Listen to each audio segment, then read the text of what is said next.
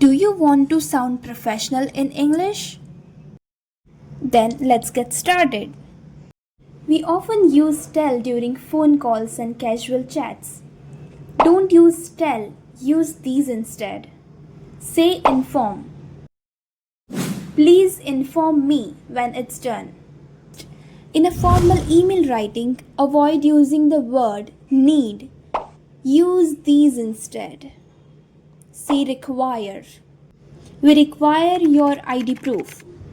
Next, when you asking for a help to someone, then use assist. Can you assist me with this? When someone's starting a new project, say, let's initiate the plan today. When you discuss something with someone, if you want to say agree, then say, I acknowledge your opinion.